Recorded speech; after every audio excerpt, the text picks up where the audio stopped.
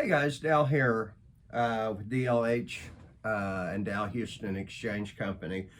What I want to talk today about is a question we get asked often, and that is whether property that the taxpayer already owns can be used as replacement property. So the example might be I want to sell a building and I want to buy another building that I already own and do improvements to it. That is traditionally how it works. Or it's the replacement property is owned by another LLC that the taxpayer owns, something along those lines.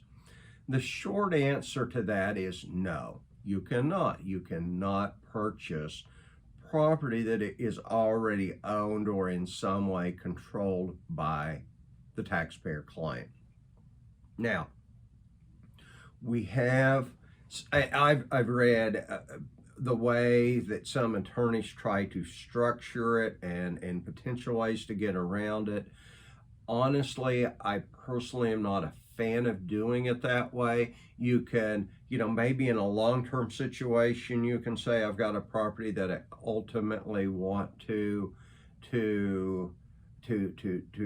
put some improvements on, and so you might convey it to somebody else, and at some later date can have them convey that back. The problem you got to be really concerned about, and this is not an endorsement about it. This is not a way to do it. So please take this with a grain of salt.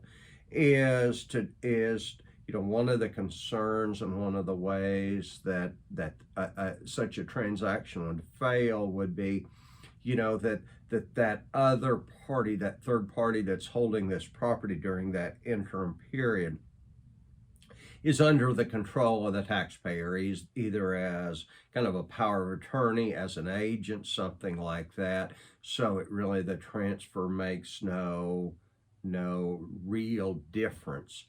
Or there's some kind of agreement that ultimately that person has to convey that property back to the taxpayer at some future point. And again, I think things like that ultimately are going to fail, or at least have a substantial chance of failing. Now, one of the times you could, if you truly sold it to a third party that said, in the event I would like to buy it back at some future point, but that's not mandatory. So it's truly an arm's length transaction that you conveyed it, and then some later date you convey it back.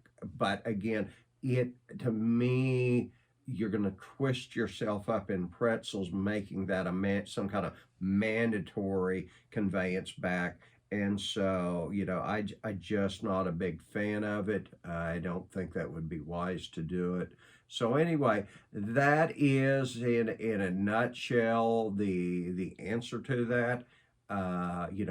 Every transaction we've learned is different, and so even if that's something you want to do, it may be worthy of talking and see if there's some way to structure that to make it work. But at least in summary, probably not a good idea. So hey, I hope that helps. Check us out, Dow Houston Exchange, and look forward to working with you on an exchange.